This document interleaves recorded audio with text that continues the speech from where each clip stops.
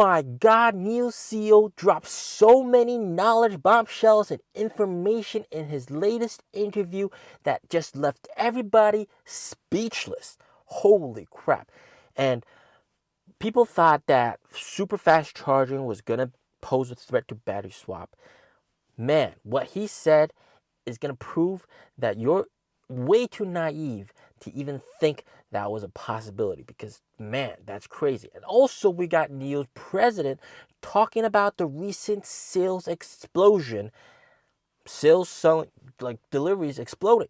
He talked about it all in this one video. All right. The sponsor of this video is Avalon Global Care Corp. It is dedicated to developing and delivering innovative, transformative precision diagnostics and clinical laboratory services. Their main strategy is to acquire ownership or license right in precision diagnostic assets, genetic testing, and clinical laboratory companies through joint ventures, share ownership structures, or distribution rights. They plan to play a leading role in the innovation of diagnostic testing, utilizing proprietary technology to deliver precise genetics-driven results.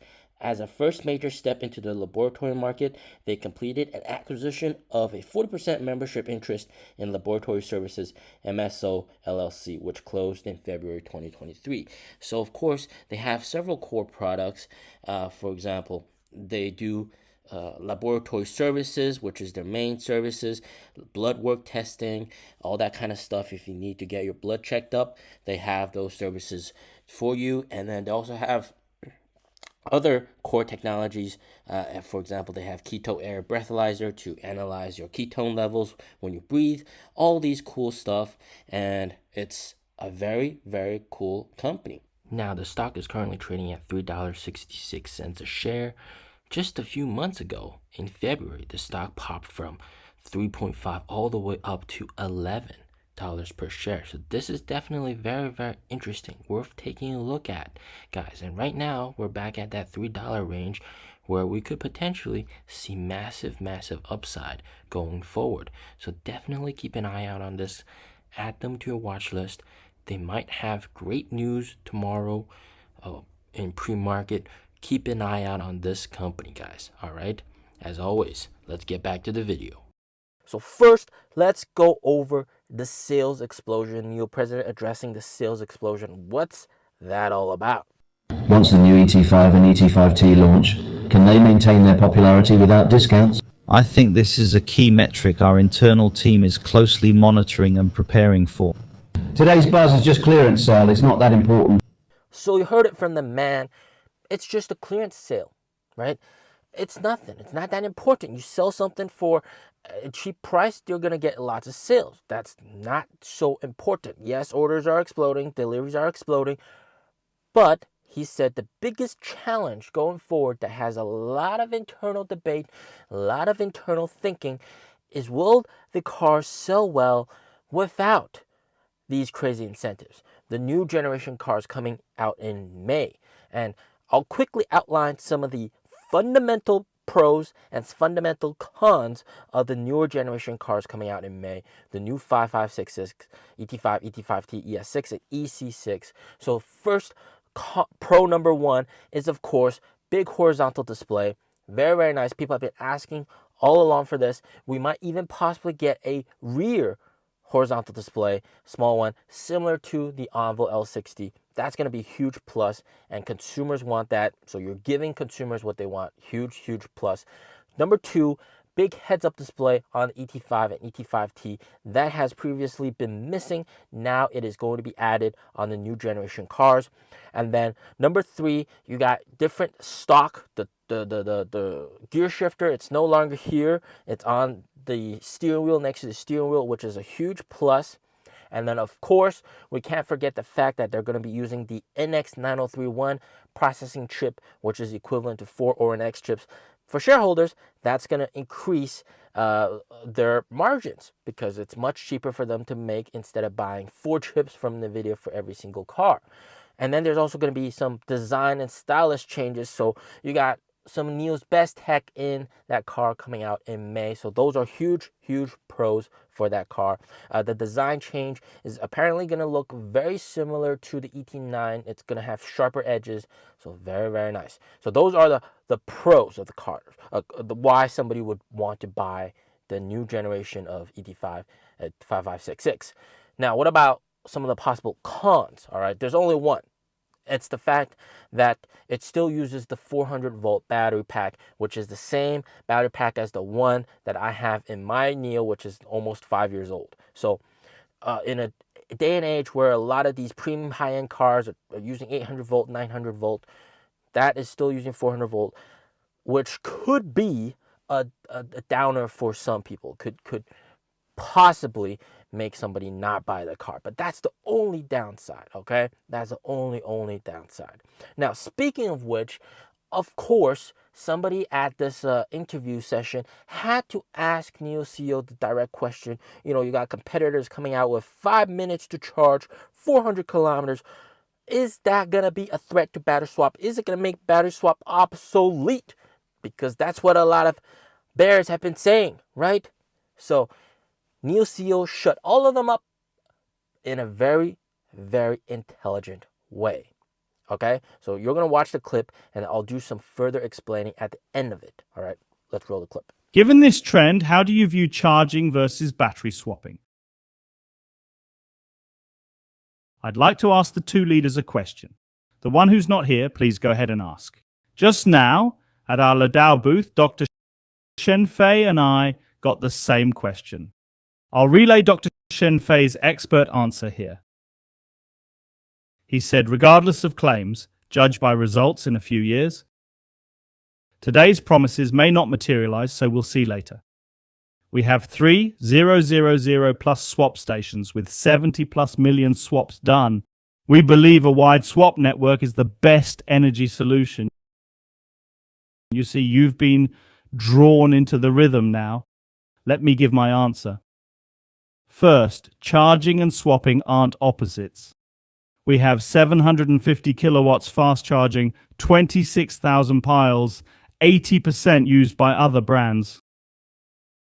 Who has more supercharging piles than us? First, a soul-searching question. Even fast charging can't beat swapping. Swapping doesn't require exiting the car, unlike charging. Show me a robot arm that can do it.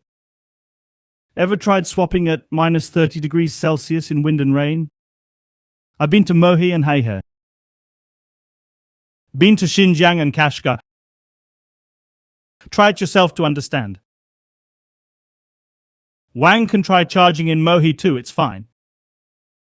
He mentioned dual and quad storage. Let's see results first. Anyway, charging can't beat swapping speed or experience. Third, and very important, can fast charging offer the same longevity guarantee? Can it provide 10, 12, or 15 years of self-insurance? You say always use fast charging, I'll guarantee 10 years or 8 years. Can you? If so, I'll concede. Impressive, impressive, impressive. I'm tech-focused. This is a technical review. The Shengbei part got rhythmic.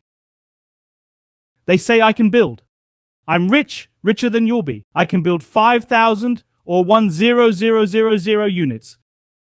So please answer me again. These are lifelong technical issues I've studied. Companies releasing these have invested heavily in R&D. So we return to the tech itself, solving issues from user value and technology. Are these the three questions? First, charge or swap. We don't oppose them. We build both, working hardest. Second, no matter how fast, swapping can't beat charging in experience or speed. Crucially, don't just look at miles per minute. It's all very calculated. From 10% to 95%, 93%. How long exactly? Give me a whole number, okay? Third, can you use ultra-fast charging for 10 years and still self-insure? Okay, how much can you guarantee? 80%, 70%, or what? Okay? Answer these three questions, then tell me if I'd use 12C, 10C, 6C, 5C. After answering, tell me which C rate. I just mentioned that on April 12th, we wrote an article called Don't Pit Charging Against Battery Swapping. Charging has its advantages, but battery swapping is valuable for battery life cycle management too. It's also incredibly valuable for managing the entire life cycle of the battery. I see you're also talking about the energy internet. Yes, from a national strategy perspective, energy synergy is crucial, especially for power transmission and generation. I won't answer that. When it becomes national strategy, I'll explain. Let's be serious about this.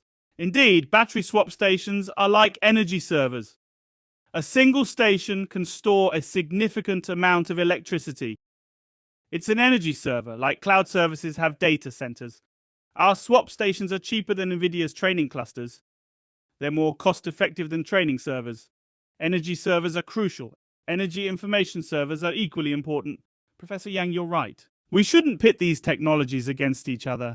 We hope for a future where all options are viable, part of a comprehensive solution. Another point I want to emphasize is the main output of technology. If you're using ultra-fast charging, regardless of the C rate, you can't directly increase power capacity. It's not possible, just like a computer can't function without memory. It's technically impossible. For large power capacities, you need energy storage. You need storage and charging. Let me tell you, first build energy storage, then charge. It's as expensive as our swap stations. That's not the main point. What is? You have two instances of power loss. Understand? One loss when charging, another when discharging. Who pays for these losses? Who covers the cost of the second power loss? With battery swapping, there's only one loss, like charging. Get it? Both charging and discharging have losses. Who pays for this 10+% loss? Is it included in the service fee? Or do fast charging companies subsidize it? Who subsidizes this cost? Isn't that more expensive? So the infrastructure cost is the same. Am I calculating correctly? I need to calculate for users first, then for myself, right? That's how it must be. I don't even bother arguing about this anymore. I've thought about this for 12 years. My IQ isn't low. It's been more than 12 years. I've been thinking about this since 2012. So you heard it from the man himself. He's thought about this for 12 years, all right? There's three big issues when you compare fast charging and battery swapping. It's not even comparable, to be honest. He said, first of all, it's never going to be as fast as battery swapping. Never. Impossible, all right? And then even if it's that fast, all right, are you going to be able to come out with a battery warranty that guarantees battery health down the line because you're charging it so damn fast? That's a big issue. Battery health down the line, all right? If you come out with that warranty, that's going to be nice. And then also, like, you have these like arbitrary numbers, like 5 minutes, 400 kilometers. Just say from 10% to 90%, how long is it going to take? All right. They can't give you a direct number. They can't. Not unlike battery swap. Battery swap tells you it's 3 minutes for swap. That's going to be pretty much how long it takes. They can't tell you how long it's going to take from 10% to 90% because there's energy grid fluctuation. If there's somebody charging next to you, your charging speed is going to decrease substantially, right? They can't even give you that, right?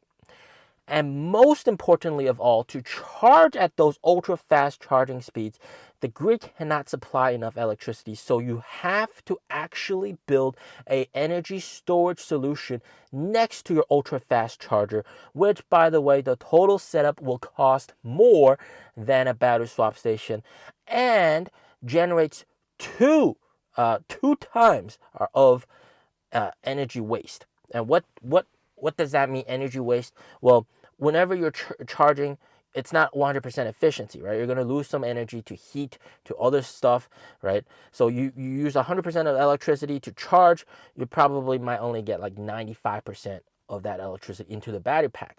So with battery swap, there's only one loss of energy, whereas with super fast charging, there's going to be two, because first you have to charge the energy storage solution. That's loss number one. And then the energy storage solution has to charge the car. That's loss number two. So the whole process, because of it's not 100% efficient, there's going to be energy loss.